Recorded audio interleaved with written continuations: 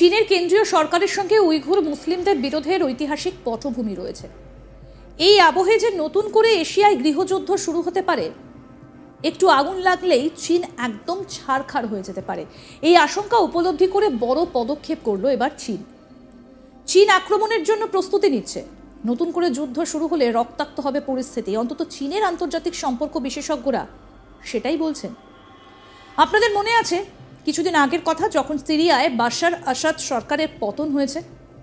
এর মধ্যে চীনের কাছে নতুন হুমকির কারণ সেখানকার সশস্ত্র গোষ্ঠী তুর্কিস্তান ইসলামিক পার্টি, অর্থাৎ টিআইপি।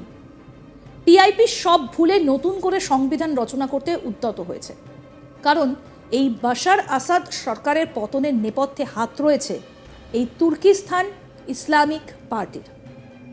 কিন্তু তুর্কিস্তান ইসলামিক পার্টির কাছে চীন কেন শত্রু?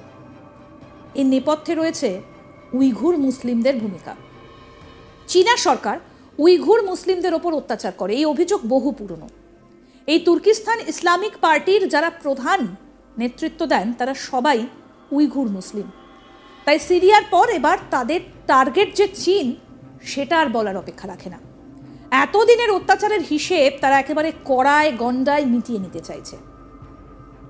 এবার আপনাদের বলি যে চীনের কোন জায়গায় এই উইঘুর মুসলিমদের বাস। তারা মূলত থাকেন শিনজিয়াং প্রদেশে। অভিযোগ, ধর্মাচরণ থেকে শুরু করে খাদ্যাভ্যাস, গত কয়েক বছরে তাদের যাবতীয় স্বাধীনতা কেড়ে নিয়েছে জিনপিং সরকার।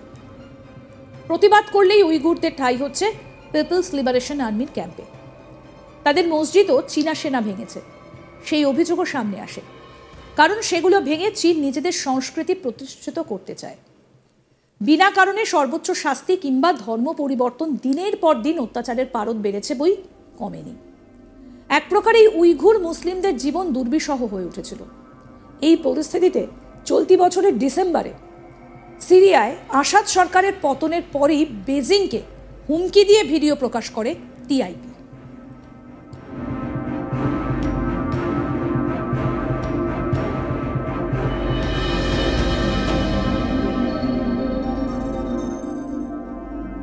সেখানে সশস্ত্র গোষ্ঠী জানিয়েছে শিনজিয়ানের কাশগর, উরুমচি এবং আকসুর মতো এলাকাগুলিতে জিহাদ শুরু করবে তারা। তুর্কিস্তান ইসলামিক পার্টির প্রধান হলেন আবদ হক আল তুর্কিস্তানি। পূর্ব তুর্কিস্তানকে চীনের নিয়ন্ত্রণমুক্ত করার ওপর জোর দিয়েছেন তিনি। এই এলাকা জোর করে চীন কবজা করেছে বলে অভিযোগ তাদের। সিরিয়া আর চীনের মধ্যে কিন্তু দূরত্ব বেশ অনেকটা, কিন্তু তাও টিআইপির হুমকিকে হালকাভাবে নিতে নারাজ চীন। উল্টে চীন পাল্টা হামলার প্রস্তুতি নিতে শুরু করেছে। তবে টিআইপিকে আমেরিকা এক্ষেত্রে সাহায্য করবে বলেই মনে করছেন আন্তর্জাতিক সম্পর্ক বিশেষজ্ঞরা। আমেরিকার গুপ্তচর সংস্থার থেকে টিআইপি অস্ত্র এবং আর্থিক সাহায্য পেতে পারে বলে অনুমান। ফলে গৃহযুদ্ধ যে সময়ের অপেক্ষা, তার বলার অপেক্ষা রাখে না।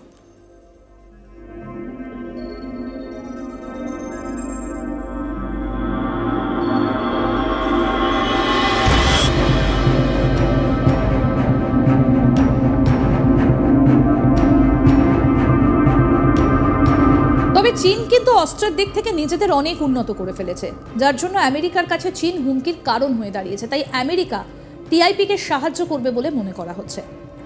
ডোনাল্ড ট্রাম্প তিনি কিন্তু প্রেসিডেন্ট নির্বাচিত হওয়ার পরই চীনকে এক প্রকার হুমকি দিয়ে রেখেছেন। বেজিং থেকে আমদানি করা যাবতীয় পণ্যের ওপর বিরাট অঙ্কের শুল্ক চাপানোর পক্ষপাতী ট্রাম্প। আর এভাবেই আন্তর্জাতিক বাণিজ্যের ক্ষতি করে চীনকে ব্যাকফুটে পাঠানোর প্ল্যানিং করেছেন ট্রাম্প।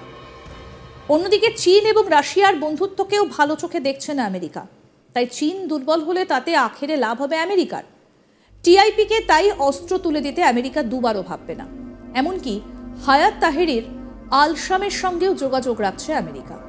তবে আমেরিকা টিআইপিকে সমর্থন করলেও চীন চুপ করে থাকার পাত্র নয়। চীন জানিয়েছে টিআইপি যদি নাক গলায় তবে চীন ছেড়ে কথা বলবে না।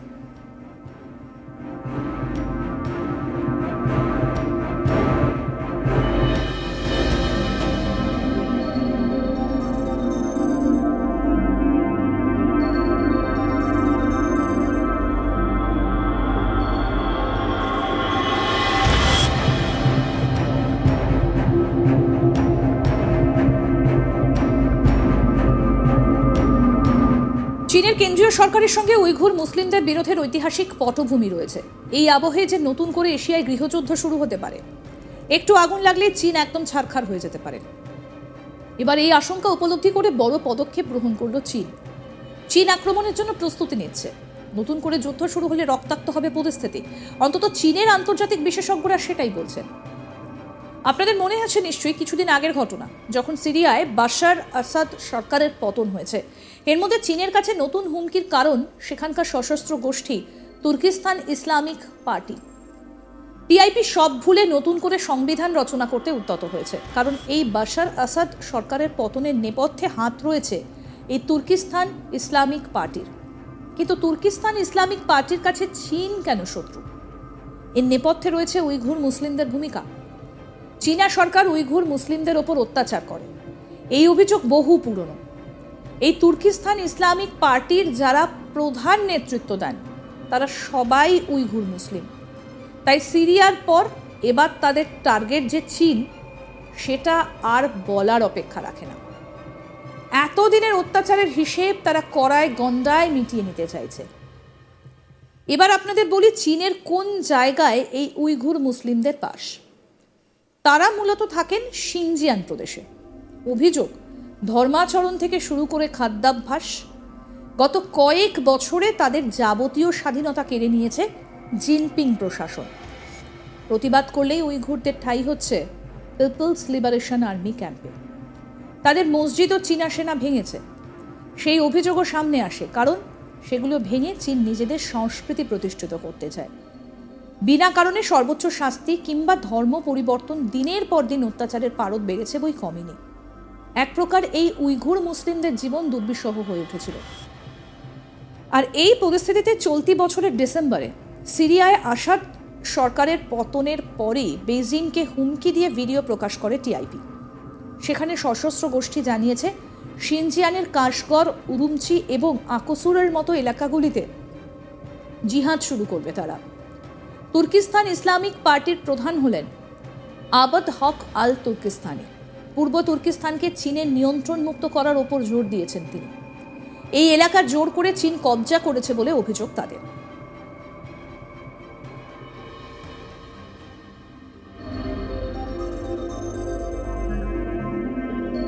সিরিয়া আর চীনের মধ্যে কিন্তু দূরত্ব বেশ অনেকটা, কিন্তু তাও টিআরপির হুমকিকে হালকাভাবে নিতে নারাজ চীন। উল্টে চীন পাল্টা হামলার প্রস্তুতি নিতে শুরু করেছে। তবে টিআইপিকে আমেরিকা এক্ষেত্রে সাহায্য করবে বলেই মনে করছেন আন্তর্জাতিক সম্পর্ক বিশেষজ্ঞরা। আমেরিকার গুপ্তচর সংস্থা থেকে টিআইপি অস্ত্র এবং আর্থিক সাহায্য পেতে পারে বলে অনুমান।